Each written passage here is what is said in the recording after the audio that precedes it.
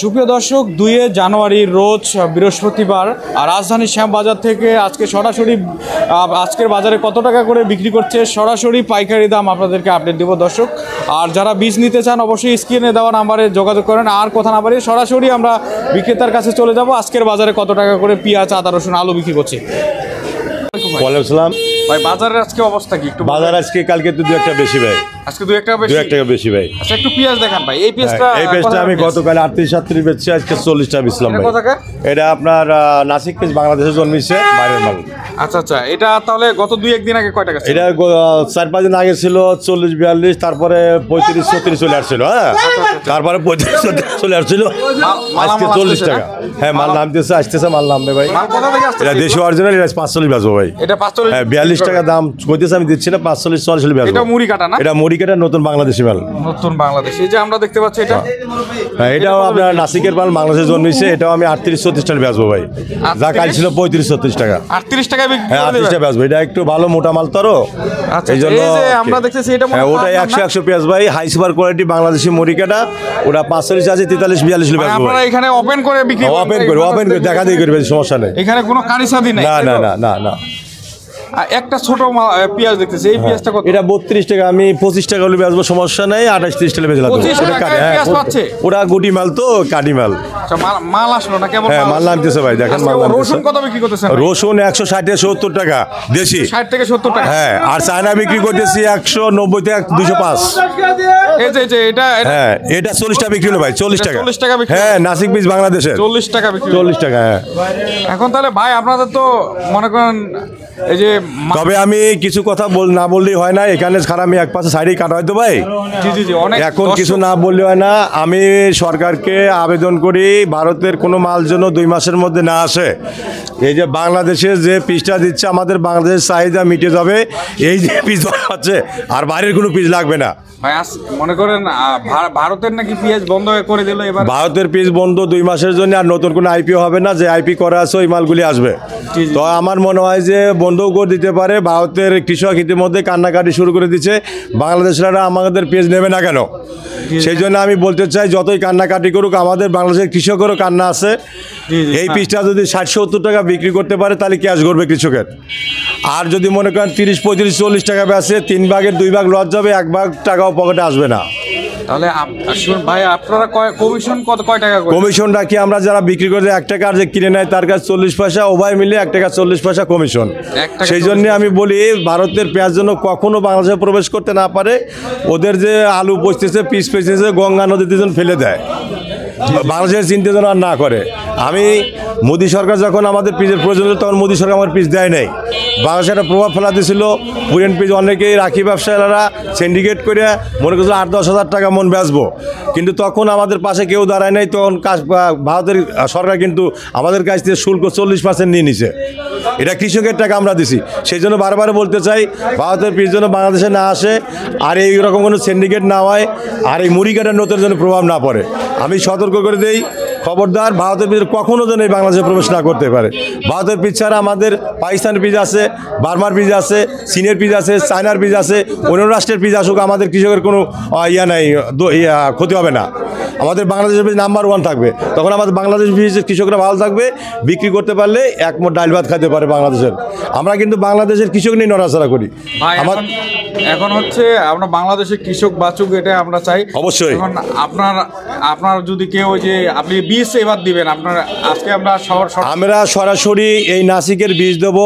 258 জাতের বীজ, বিশ্বের সেরা নাসিক। আমাদের সাথে যোগাযোগ করলে আমি এই বীজটা নিয়ে দিতে পারবো। আমার এক ভাই নিজেই, উনি বীজের কমিশনে ব্যবসা করে। অবশ্যই আমার ভাই খলিল, ওনার নাম্বারও দিছে, আমার নাম্বার দিয়ে দিচ্ছি 01721 382612। এই নাম্বারে যোগাযোগ করলে ওনার বাড়ি আমি নিয়ে যাবো, সমস্যা নাই। ওনার দোকানে আমি নিয়ে যাবো। ওনার বীজ সারারি দোকান, অ্যাভেলেবল বীজ আছে, 2-4 টন হলেও দিতে হবে, সমস্যা নেই। মানে ওনার বীজের লাইসেন্স আছে? হ্যাঁ, বীজের লাইসেন্স করা আছে, ওকে, সবই ওকে, কোনো সমস্যা নেই। এখন আমরা এবার তাহলে দেশেই এই পেঁয়াজটা, আমরা মনে করি সামনের বছরের জন্য আমরা যে দেশে পিস লাগাই, এটা বাদ দিয়ে আমরা এই নাসিকটা জাতীয় আবাদ করি, যাতে আমাদের দেশের জন্য সুফল হয়। জি দর্শক, আমরা কিন্তু আপনারা সবাই বলেছেন যে আসলে এই বীজটা কোথায় পাওয়া যাবে, অনেকজনে কমেন্টস করছেন। এবার আজকে কিন্তু স্ক্রিনের দেওয়া নাম্বারে অবশ্যই যোগাযোগ করবেন।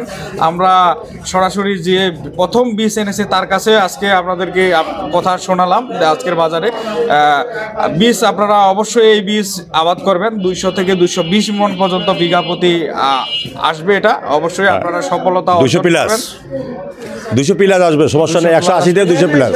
তবে আমি মনে করি আবারও কই, আমাদের আর ইন্ডিয়ান পিসের কোনো দরকার নাই। বাইরেতে যে পিসটি যাইছে এটাতেই হবে অন্যান্য রাষ্ট্রেতে।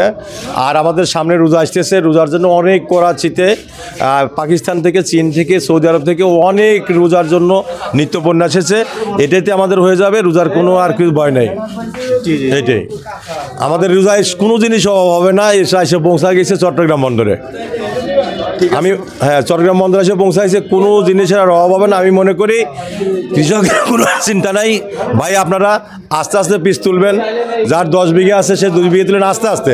হাটের জন্য বেশি পিস আমদানি নয়, আমদানি। হ্যাঁ, এই দেখেন আমরা খুলে দেখাচ্ছি, প্রসেস চলতে। এটা আমরা ওপেন করে বেশি দেখা বেশি, বুঝছেন? এটা ওপেন করে বেশি, হ্যাঁ ওপেন করে বেশি আমরা দেখা শ্যামবাজার ওপেন করে আমরা পাবলিকে দেখা দেবো। ওটাও দেশি পিস তো, যার জন্য একটু লিটিল মানে যা নিচ্ছে আমরা ওপেন করে দেবো। হ্যাঁ অবশ্যই, ঝামেলা নাই, অবশ্যই কোনো ঝামেলা নাই। আমরা কাটিয়ে বস্তা করে দেখা দেবো, সমস্যা নেই দর্শক। ভাই সবই কৃষক, হ্যাঁ কৃষক, সবই কৃষক। ওনার বাড়ি মোমিনকে আছে, ফরিদপুর আছে, কালুখালী আছে, এইসব আসেন, এদিকে আসেন। তো যাই হোক, এই যে আমার দোকানের নাম দেখেন, লেখা আছে, দোকানটা একটু ছবিটা দিয়ে দেন। এই যে আহসান এইখান থেকে মাল নেবেন একবারে ফ্রেশ, খুলে আপনাদেরকে দেখানো। আসেন এদিকে আসেন। ওটা 45 টাকা ভাই, 45। এটা 38 টাকা লন, এটা 45 নেন। কটা মাল নেবেন? 45 লন দেবো। কত দিবেন? দাম বলেন, দাম বলবেন। বোকা নানির দোকান নেবো না, দেখবেন তো নিবেন না, দাম বলতে হবে। না না বলি আমি দিতে পারবো।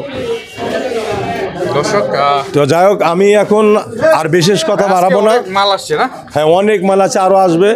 আমি আর বিশেষ কথা বাড়াবো না, এই পর্যন্ত ইতি দিয়ে যাই ভাই। তবে আমি বারবারে মনে করি, সরকারের কাছে আবেদন করি এলসিপি এর জন্য বাংলাদেশে প্রবেশ না করতে পারে। ওকে ভাই, বস্তা ভাই পেঁয়াজ কয় বস্তা নিয়ে আসছেন? 18 বস্তা আনছি ভাই। 18 বস্তা। এখন কি দাম কি অবস্থা? দাম পাচ্ছেন ঠিকঠাক? না ভাই, অর্ধেক চালান উঠতেছে না ভাই। অর্ধেক চালান উঠতেছে না, তাও আবার খুলে দেখাতে হয় নাকি? খুলে ডাইলে যেছি ভাই, না হেবে করে দেয় যে পুরকারে নেয়, তারপরও দাম পাচ্ছেন না। লিগ্যাল দাম পাইতেছি না। আমার 70-80 টা পড়তাই হইছে খেতে থাই। 70-80 টাকা? তাহলে আপনারা তো এর আগেও আবাদ করেছিলেন, সেই সময় তো 20 কিনছি 180 টাকা করে। এটা হ্যাঁ 180 টাকা করে কিনছেন। এখন তাহলে বীজেরও দাম উঠতেছে 40 টাকা কেজি। প্রতি বছরও তো আবাদ করেন, এক বছর না ওই লস হইলো, আরেক বছর লাভ হবে। এ ভাই ও খেতি হিসাব করে লাভ নাই ভাই। আর 80 বছর বেসনের দাম কম থাকবে, বেসনের দাম বেশি। ও আচ্ছা আচ্ছা। তাহলে এখন তাহলে আপনার পরবর্তীতে আমরা তাহলে পরবর্তী দেখি কীটনাশক এবং সব কিছুর যদি দাম কমায় দেয়, অবশ্যই আপনাদের লস হবে না আশা করি।